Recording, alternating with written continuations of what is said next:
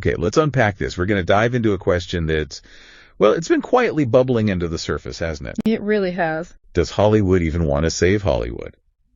It sounds dramatic, but we think looking at the upcoming 2026 Oscars might give us some clues. Yeah, it's a fascinating lens. We'll be looking at, the state of the movies, the awards themselves, what's really going on behind the gloss, and it's all based on the great stuff you shared with us. And what's truly striking, I think, is how much the run-up to the 98th Academy Awards is already telling us, way before any nominations. Right, it's not just guessing game. Not at all. It's about the deeper shifts, the strategic moves, shaping where cinema might be heading. This dive should help you connect those dots. Absolutely. And, thinking about that big question, it's interesting how the early buzz for 2026 kind of reflects it already. Mm-hmm. I mean, look at the films people are talking about. You've got Jafar Panahi's It Was Just an Accident, which sounds like this quietly rebellious piece, haunting, humane. Yeah, Panahi's work always carries that weight. Then there's Joachim Trier's Sentimental Value. Heard it's a real heartbreaker, fresh off Cannes. Oh, definitely. Big acclaim there. And Paul Thomas Anderson's new one Battle After Another. Sounds intense. Bold, chaotic American story. Already getting Best Picture whispers. That one feels like classic PTA territory, but maybe even more ambitious. And you can't ignore Jennifer Lawrence in Die My Love. People are saying it's her most unhinged performance. Electric. Yeah, that's generating a lot of noise. Career best talk. So when you look at that list, there's a pattern, right? Definitely. These films, the ones predicted to be frontrunners, they're bold, complicated, personal, often political, and, well, pretty anti-commercial, frankly. And that's the key insight, isn't it? This isn't just like a random collection of arty films. It suggests the Academy might be, well, consciously carving out a different space for itself, almost leaning into the highbrow, the challenging stuff. Like a strategy. Maybe. Like acknowledging they can't really compete head-on with the blockbusters anymore. So maybe it's a retreat to prestige. It really makes you wonder, are the Oscars drifting away from the mainstream audience? Or are they just, coming home to what some people call real cinema? That question. Yeah. Well, okay, here's where it gets really interesting because it connects straight to this bigger truth about Hollywood right now. It's fractured. Deeply fractured. I mean, you've got this one world, mega franchises. Yeah. Sequels forever, chasing billion-dollar box offices. That's one whole universe. The IP machine. Exactly. Yeah. But then there's this other almost defiant return to art house values.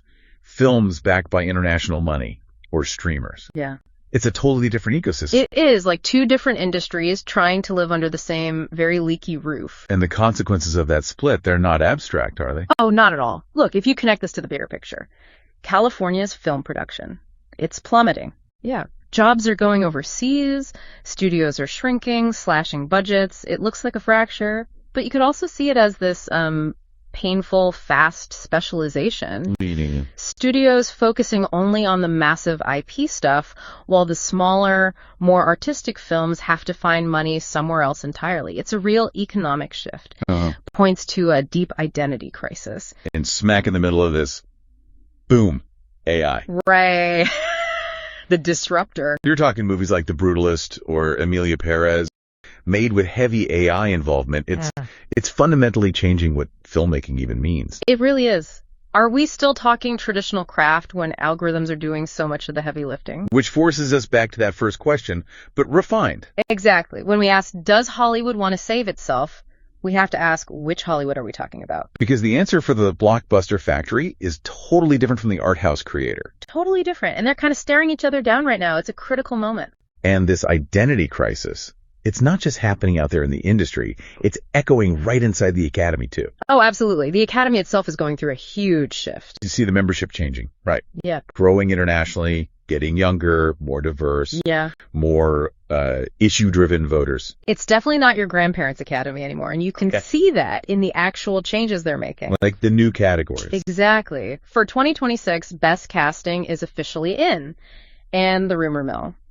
Buzzing about stunt coordination maybe being next. Interesting.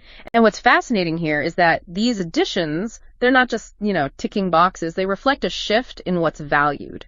Recognizing craft that was maybe overlooked before, trying to seem more inclusive, more modern, maybe. So, okay, this brings us to the real tightrope walk for the Academy, doesn't it? Mm-hmm. The core tension. Should the Oscars just be about pure artistic achievement, honoring the best craft, the best vision, even if, like, nobody saw the movie? Or do they also need to try and reconnect with the public, the audience that seems to be tuning out more and more each year?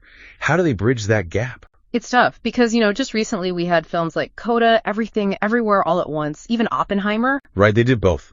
Critical acclaim and audience love. They managed to bridge that gap. But then you look at the predictions for 2026, and most of these talked about films, they're not even widely out yet. Yeah, point.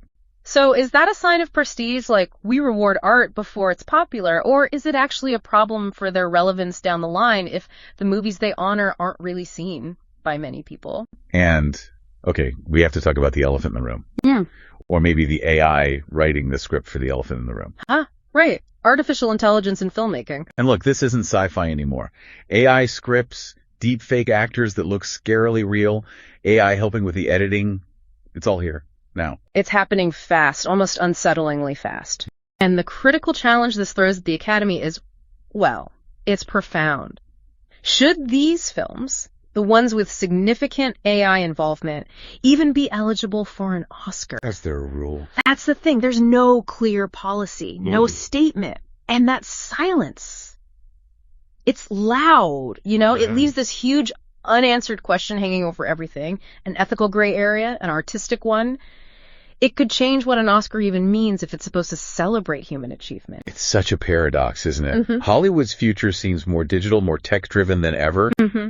But its biggest awards are still fundamentally built on legacy, on craft, on that human storytelling spark. So the core dilemma for you listening and for the Oscars as an institution is this.